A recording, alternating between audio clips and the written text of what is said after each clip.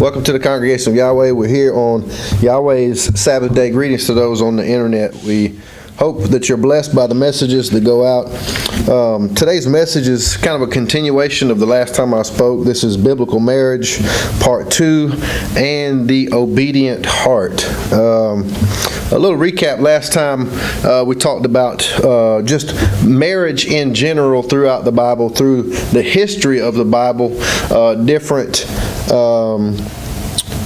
ways in the Bible where we see two people coming together. We see how Yahweh specifically intervened between a man and a woman. He brought them together and they became one. And in numerous illustrations, he physically brought people together. And then the Messiah said something that is easy to overlook. When he's talking about divorce, he says, what Yahweh has brought together, let no man put asunder. And, I believe there's a lot of people that bring themselves together for the wrong reasons, and Yahweh's not there. He's not involved. And I also discussed that, we see a lot of people of the world trying to bring things together, and it's impossible for them to be considered married. A man can take a couch to the courthouse and say he wants to marry the couch. He can stand in front of a preacher, and the preacher can say that they're married, but biblically speaking, it is not marriage. One man, one woman, from the beginning, brought together by Yahweh himself. If Yahweh's not in the middle, it's not marriage. And also, on the last discussion was some of the physical aspects, which I won't get into today, but if anybody wants to backtrack, they can go to part 1. But marriage is a safeguard against sin. Marriage protects you from sin. And Paul and the Messiah both said that not all people are called to marriage, and I'm paraphrasing. I believe the Messiah talked about those that make themselves eunuchs for the kingdom, and Paul said that it was better if you weren't married because you could devote your time and your life to Yahweh, but not everybody has that gift. And we are designed, we have natural desires. For instance, when we thirst, we go get something to drink. When we hunger, we go get something to eat. We have men in particular have men and women both have a natural instinct to be a provider. We're hunters and gatherers. We have a natural instinct to be in a relationship. And all these things can be done to the glory of Yahweh, but they can also be abused. When we're thirsty, we could go drink something that is addictive, that could control our life. When we're hungry, we could be a glutton, to be a provider or a hunter and gatherer. We could be a hoarder. We could be greedy. And the reason I'm discussing those things is marriage is a natural instinct. And but even those instincts can be abused and fall into sin, which Paul in 1 Corinthians chapter 7 goes into great detail, which I went over in the last message, about the marriage relationship being a safeguard and protection from sin. But what I want to get into today is the love aspect of marriage, and also use Yahweh and our relationship to Him allegorically, which is found in Scripture. In Jeremiah chapter 3,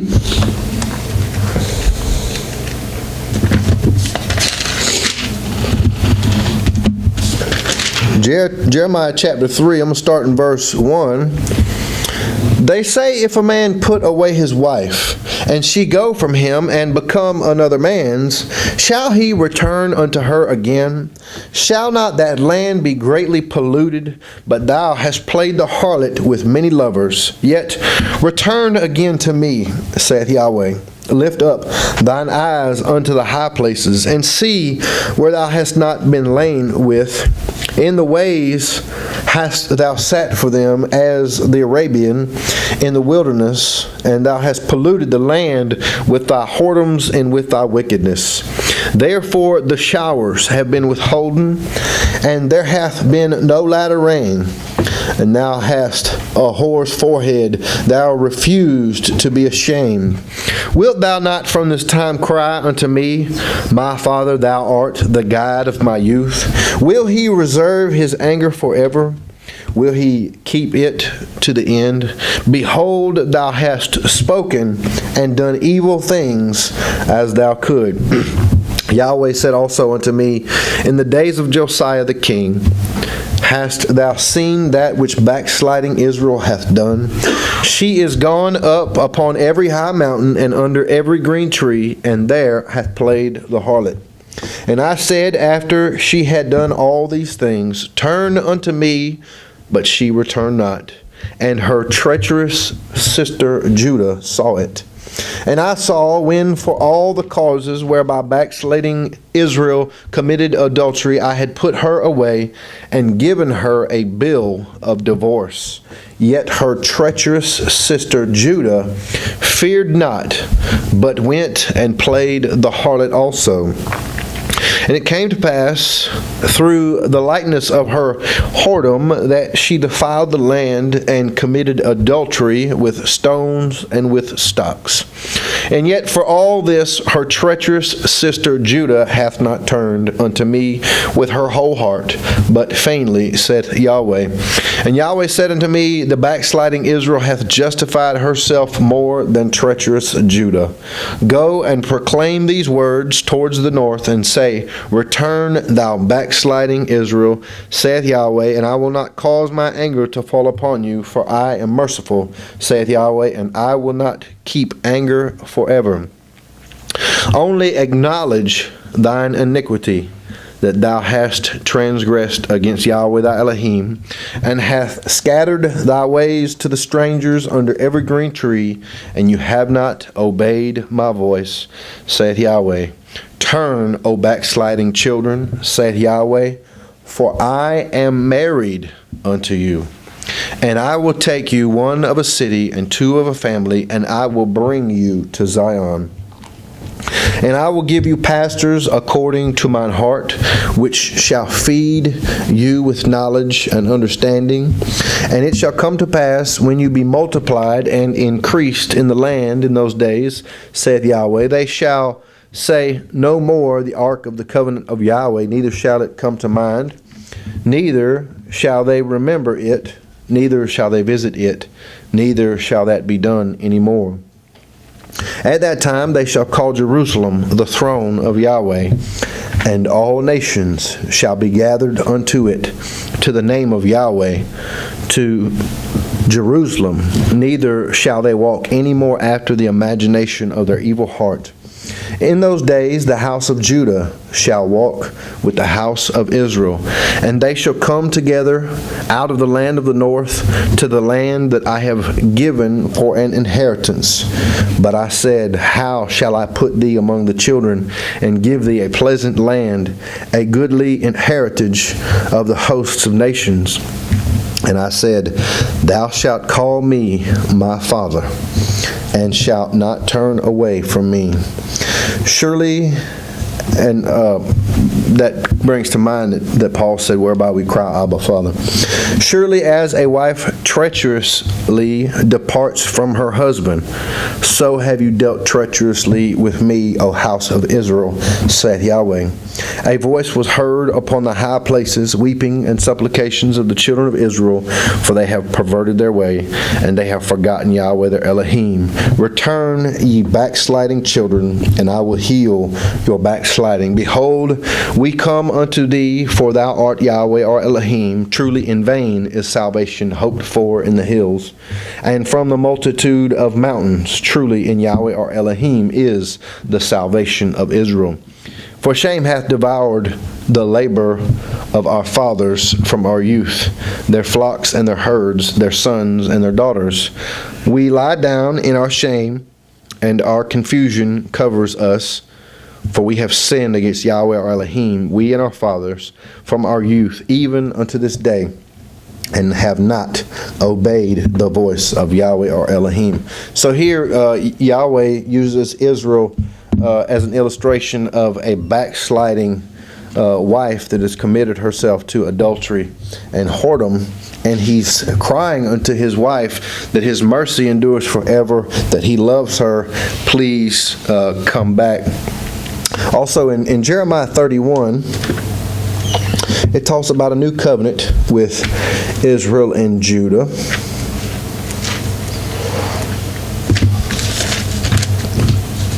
Starting in verse 31, Behold, the days come, saith Yahweh, that I will make a new covenant with the house of Israel and with the house of Judah, not according to the covenant that I made with their fathers in the day that I took them by the hand to bring them out of the land of Egypt, which my covenant they break, although I was a husband unto them, saith Yahweh.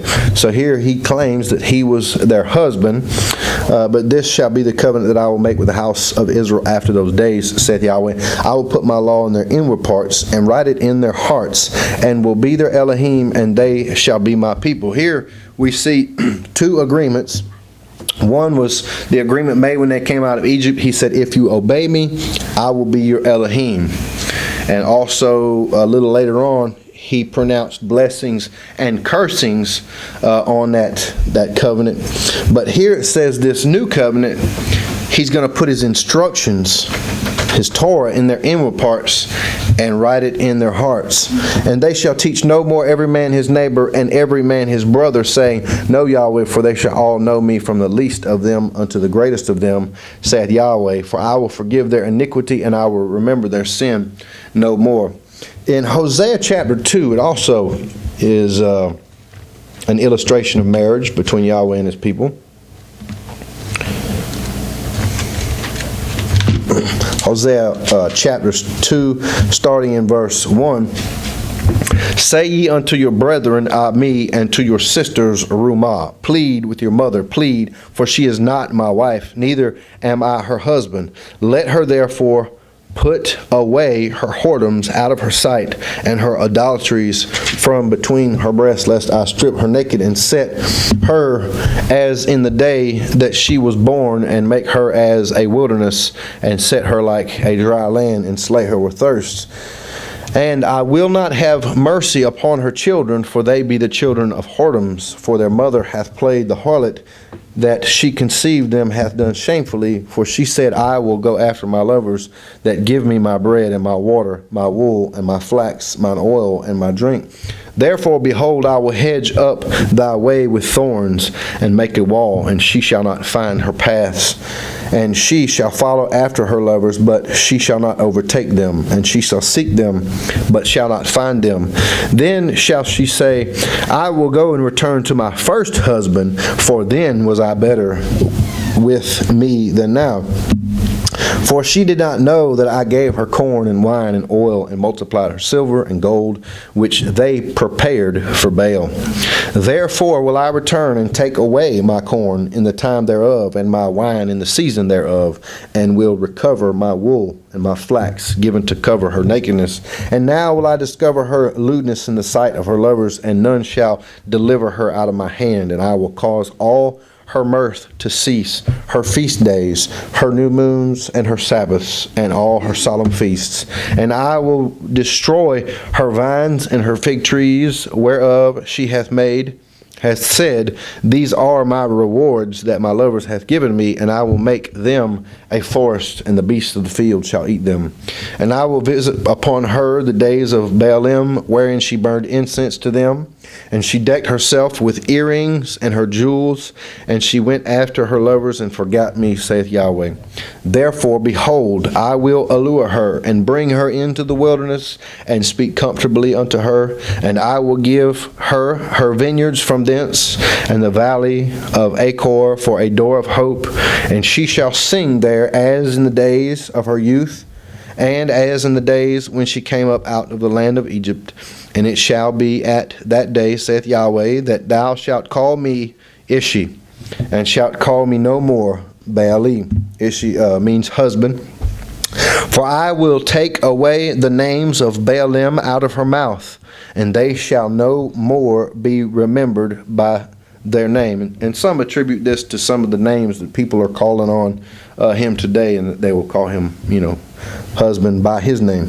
And in that day will I make a covenant for them with the beasts of the field, and with the fowls of heaven, and with the creeping things of the ground.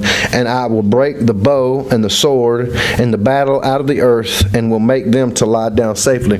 And this is a verse kind of interesting. It doesn't really go in with the context of what we're talking about, but this is actually a very interesting verse. In 18 it says, and in that day will I make a covenant for them with the beasts of the field, and with the fowls of heaven, and with the creeping things of the ground. When I read that, I think about the clean and the unclean beasts. Arise, Peter, kill and eat. And that message was him to take the truth to the nations. Just something to think about there. And I will betroth thee unto me forever. Yea, I will betroth thee unto me in righteousness and in judgment and in loving kindness and in mercies. I will even betroth thee unto me in faithfulness, and thou shalt know Yahweh. And it shall come to pass in that day I will hear, saith Yahweh, I will hear the heavens, and they shall hear the earth, and the earth shall hear the corn and the wine and the oil, and they shall hear Jezreel. And I will sow her unto me in the earth, and I will have mercy upon her that had not obtained mercy. And I will say to them which were not my people, thou art my people, and they shall say, thou art my Elohim. Now this kind of ties in with a very long message that is found going all the way back to the promises of Abraham, to Ephraim becoming the fullness of the nations, Ephraim and his companions becoming not my people, and in the latter days those that are not my people will be called my people again. And that's the scattering of the house of Israel and the drawing back in, and Israel becoming one under one shepherd and one king.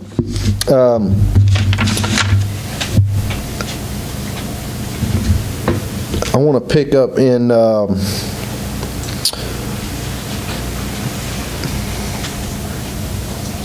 Deuteronomy chapter 4. It discusses what happened to Israel. He talks about Israel being given a bill of divorce. Hosea talks about Israel, the northern kingdom, not having compassion and becoming not his people. But this is actually a fulfillment of what was already told in Deuteronomy chapter 4. Starting in verse 1. Now therefore hearken, O Israel, unto the statutes and unto the judgments which I teach you, for to do them, that you may live and go in and possess the land which Yahweh Elohim of your fathers gives you. You shall not add unto the word which I command you, neither shall you diminish anything from it, that you may keep the commandments of Yahweh your Elohim which I command you. Your eyes have seen what Yahweh did because of Baal Peor, for all the men that followed Baal Peor, Yahweh thy Elohim hath destroyed from among you. But you that did cleave unto Yahweh your Elohim are alive, every one of you this day. Behold, I have taught you statutes and judgments, even as Yahweh my Elohim commanded me, that you should do so in the land, whether you go to possess it. Keep, therefore, and do them, for this is your wisdom and your understanding in the sight of the nations, which shall hear all these statutes and say, surely this great nation is a wise and understanding people. For what nation is there so great, who hath Elohim so nigh unto them, as Yahweh our Elohim is in all things that we call upon him for? And what nation is there so great that hath statutes and judgments so righteous as all this law which I set before you this day? Only take heed to thyself and keep thy soul diligently, lest thou forget the things which thine eyes have seen, and lest they depart from thy heart all the days of thy life, but teach them thy sons and thy sons' sons, especially the day that thou stoodest before Yahweh thy Elohim Elohim in Horeb, when Yahweh said unto me, Gather me the people together, and I will make them hear my words, that they may learn to fear me all the days that they shall live upon the earth, that they may teach their children.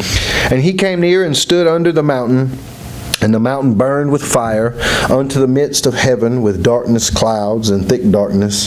And Yahweh spake unto you out of the midst of the fire.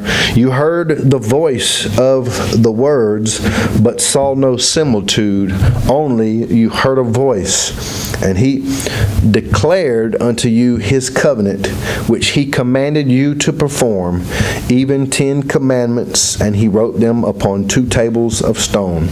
And Yahweh commanded me at that time to teach you statutes and judgments, that you might do them in the land, whether you go over to possess it. Take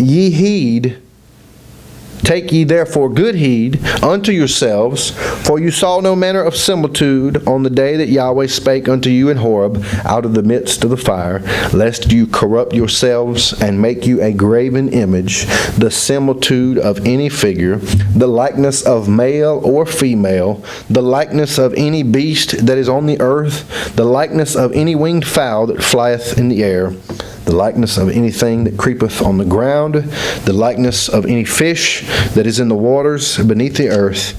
And lest thou lift up thine eyes unto heaven, and when thou seest the sun and the moon and the stars, even all the host of heaven, should be driven to worship them and serve them, which Yahweh thy Elohim hath divided unto all nations under the whole heaven. And I'm going to pick up in verse 25. When thou shalt beget children and children's children, and you shall have remained long in the land, and shall corrupt yourselves, and make a graven image or the likeness of anything, and shall do evil in the sight of Yahweh thy Elohim, to provoke him to anger, I call heaven and earth to witness against you, that you shall soon utterly perish from off the land whereunto you go over the Jordan to possess it. It's interesting here, he says, I call heaven and earth to witness against you. And what comes to mind is the Messiah said,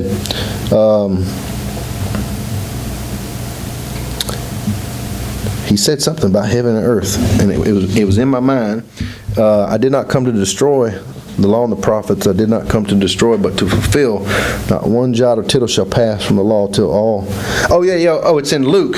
Luke, it's another synonymous passage where he says the same thing. He says it's easier for heaven and earth to pass away than for one jot or tittle to pass from the law. And I think there's a connection there. But anyway,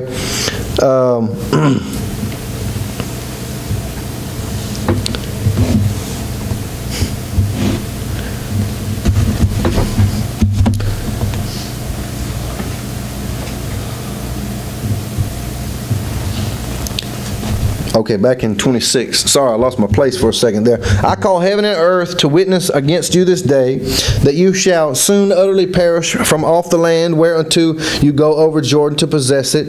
You shall not prolong your days upon it, but shall utterly be destroyed. And Yahweh, and this is it. This is where he already told them what was going to happen if you went off into idolatry. You committed spiritual adultery. You committed whoredom with the nations. He said this was going to happen. And Yahweh shall scatter you amongst the nations, and you shall be left few in number amongst the heathen, where Yahweh shall lead you. And there you shall serve mighty ones, the work of men's hands, wood and stone, which neither see, nor hear, nor eat, nor smell. But if from thence thou shalt seek Yahweh, from where? Amongst the nations, amongst the heathen, where you have been scattered. From that place, if you shall seek Yahweh thy Elohim, you shall find him if you seek him with all thy heart and with all thy soul. When thou art in tribulation, and all these things are come upon thee, even in the latter days. And all these things kind of tie together here. In the latter days, scattered amongst the heathen, it says, if you turn to Yahweh thy Elohim, and shalt be obedient unto his voice. For Yahweh thy Elohim is a merciful El. He will not forsake thee, neither destroy thee, nor forget the covenant of thy fathers, which he sware unto them. And let's go over to Deuteronomy chapter 30. Same warning given. Starting in verse 1 of chapter 30. And it shall come to pass when all these things are come upon thee, the blessing and the curse which I have set before thee, and thou shalt call them to mind amongst all the nations where Yahweh thy Elohim hath driven thee. These things will come upon you, and you shall bring them to mind while you're amongst the nations where you have been driven. Verse 2, and shalt return unto Yahweh thy Elohim, and shalt obey his voice, according to all that I command thee this day, thou and thy children with all thy heart and with all thy soul, that then Yahweh thy Elohim will turn thy captivity and have compassion upon thee, and will return and gather thee from all the nations. There it is again, gathering them from the nations, where Yahweh thy Elohim hath scattered thee. If any of thine be driven out unto the outmost parts of heaven, from thence will Yahweh thy Elohim gather thee, and from thence will he fetch thee. And Yahweh thy Elohim will bring thee into the land which thy fathers possessed, and thou shalt possess it, and he will do thee good, and multiply thee above thy fathers. And Yahweh thy Elohim will circumcise thine heart, and the heart of thy seed, to love Yahweh thy Elohim with all the heart and with all thy soul, that thou mayest live. It says he's going to circumcise the heart so that we would love Yahweh with all our heart and soul, that we may live. And Yahweh thy Elohim will put all these curses upon thine enemies and on them that hate thee, which persecuted thee.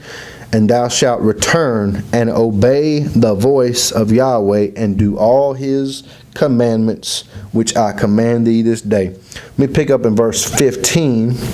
See, I have set before thee this day life and good, and death and evil, in that I command thee this day to love Yahweh thy Elohim, to walk in his ways, and to keep his commandments, his statutes, and his judgments, that thou mayest live and multiply.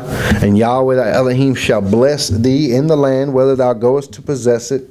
But if thine heart turn away, so that thou wilt not hear, but shalt be drawn away and worship other mighty ones and serve them, I denounce unto you this day that you shall surely perish, and that you shall not prolong your days upon the land where thou pass over Jordan to go to possess it. I call heaven and earth to record this day against you, that I have set before you life and death, blessing and cursing. Therefore choose life, that both thou and thy seed may live, that thou mayest love Yahweh thy Elohim, and that thou mayest obey his voice, and that thou mayest cleave unto him, for he is thy life, and the length of thy days, and that thou mayest dwell in the land which Yahweh sware unto thy fathers, to Abraham, to Isaac, and to Jacob, to give them. Now, many times in Scripture we see love and obedience go hand in hand. For instance, in Exodus, I'm just going to read a few verses here. Exodus chapter 20, in verse 6, it says, and showing mercy unto thousands of them that love me and keep my commandments. Deuteronomy chapter 6 and verse, let's see here. 6:3. Hear therefore, O Israel, and observe to do it, that it may be well with thee, and that you may increase mightily, as Yahweh Elohim of thy fathers hath promised thee, in the land that flows with milk and honey. Hear, O Israel, Yahweh our Elohim is one, Yahweh, and thou shalt love Yahweh thy Elohim with all thine heart, with all thy soul, and with all thy might. And the Messiah said that this was the greatest commandment, was to love him. And in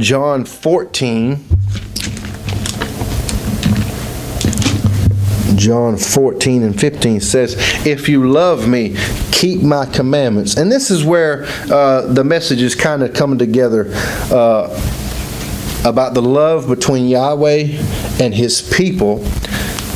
If we love Him, we obey Him. And because of the love in a marriage, we don't want to go outside of that marriage or defile our marriage. Everything that we just read about Israel backsliding and going off and serving other deities, that's what I'm tying in here with the marriage between a man and a woman. Now, growing up, I love my mother because she's my mom. She brought me into this world. She put food on the table, a roof over my head, clothes on my back, but I still disobeyed her. I didn't do what my mama told me to do, but I still loved her. Now, some might say, well, no, you didn't love her because you didn't. Yeah, I did, but I didn't respect her wishes. Now, when the Messiah says, if you love me, keep my commandments, my love for the Messiah is not, make sure I word this correctly. My love for the Messiah gives me a drive to cooperate in what needs to be done to keep His commandments, because I can't keep His commandments on my own strength. Paul said, and I agree, in my flesh dwelleth no good thing. And by me digging into the scriptures, staying in prayer, fellowshipping with other believers, these are the things that I cooperate with to safeguard, to do those things to keep His commandments. If I get out of the Word, out of prayer, out of fellowship with other believers, the flesh wants to rise up. The flesh, the old man that I used to be, wants to come back out of the grave. Now, concerning the marriage between a man and a woman, I've told my wife, love is not what keeps the marriage together. It's the marriage covenant that keeps the love together. I made an agreement between her and Yahweh that I would stay with her and stick with her for the rest of my life. That agreement, that covenant, and becoming one flesh is what keeps us together. And I have to cooperate. The same way I have to cooperate with the Father and His Spirit, I have to cooperate with my wife. And again, discussing the previous marriage, our marriage safeguards me from a life of sin. And in the same way, my covenant with Yahweh and communion with Him and cooperating with Him also safeguards me from a life of sin. And now, kind of flip, I know I'm kind of flopping back and forth, kind of scatterbrained here, but we talked about how Israel went off with the pagan, the foreign deities, and got involved in idolatry. He gave her a bill of divorce, but then he talks about that there's going to be a new agreement. And he said that although I was a husband to him, but this is going to be the new agreement. I'm going to put my laws in their inward parts and write it in their hearts. And I believe that that new covenant is ratified by an act of love. It is our love for Him, our appreciation for what He has done, that gives us a drive to fight the good fight. Now, there's a few things. I'm just going to briefly quote a few things in the New Testament that help us in this fight and to continue in this relationship. Philippians talks about, in Philippians 4, these are just a few things that protect us in our relationships. Philippians 4 and verse 8. Finally, brethren, whatsoever things are true, whatsoever things are honest, whatsoever things are just, whatsoever things are pure, whatsoever things are lovely, whatsoever things are of good report, if there be any virtue, and if there be any praise, think on these things. Now, sometimes the mind wants to wander and meditate on things that are not wholesome, fleshly thoughts, things that you don't need to meditate on. And sometimes I have to safeguard my mind when I'm thinking something that ain't quite right. I say, man, I got to get in the Word. I got to go listen to a video. I got to do some reading or something. I know when my mind is starting to wander.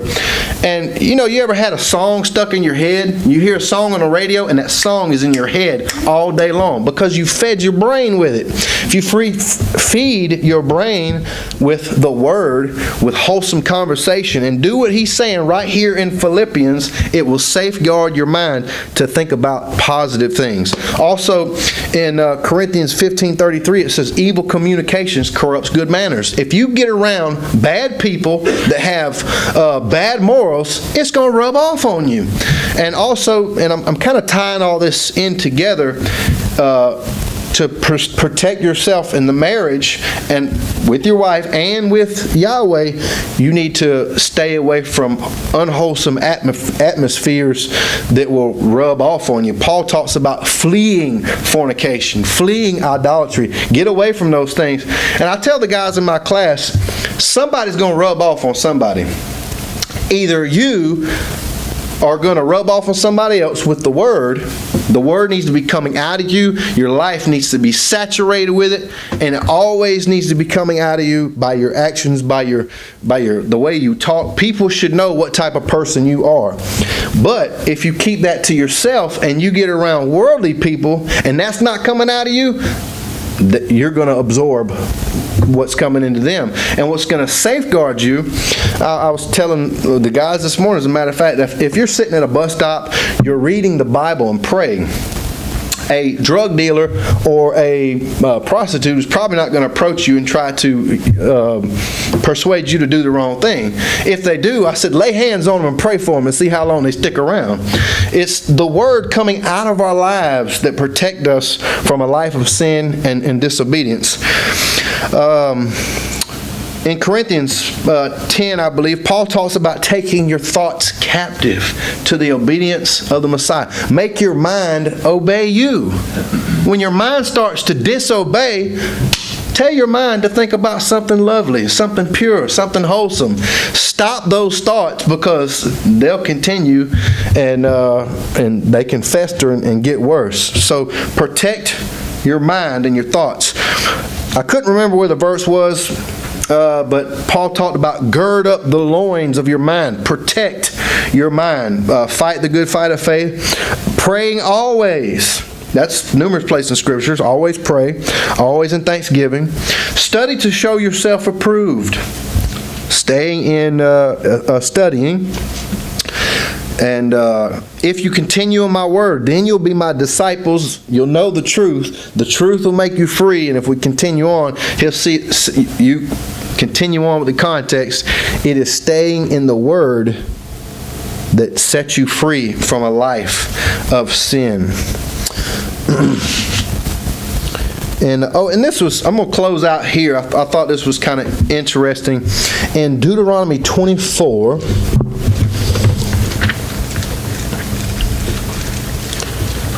Deuteronomy 24, starting in verse 1. If one be found, let me make sure I'm reading the right spot. Oh, no. 24, verse 1. When a man hath taken a wife and married her, and it come to pass that she find no favor in his eyes, because he hath found some uncleanness in her, then let him write her a bill of divorcement, and give it in her hand, and send her out of his house. And when she is departed out of his house, she may go and be another man's wife.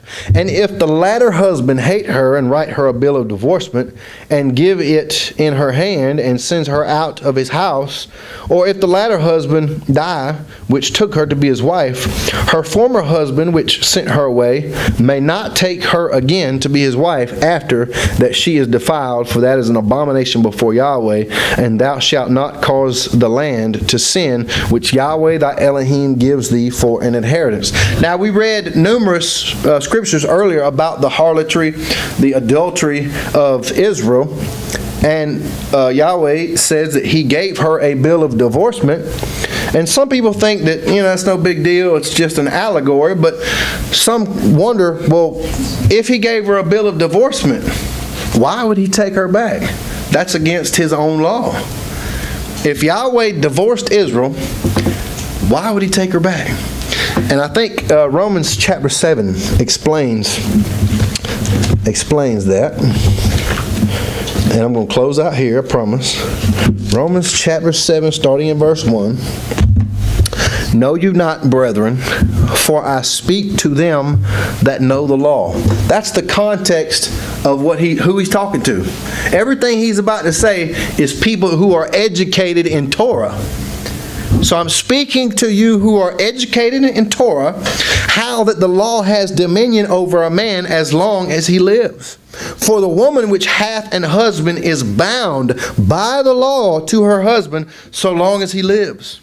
But if the husband be dead, she is loosed from the law of her husband. So then if while her husband lives she be married to another man, she shall be called an adulteress. But if her husband be dead, she is freed from that law, so that she is no adulteress, though she be married to another man.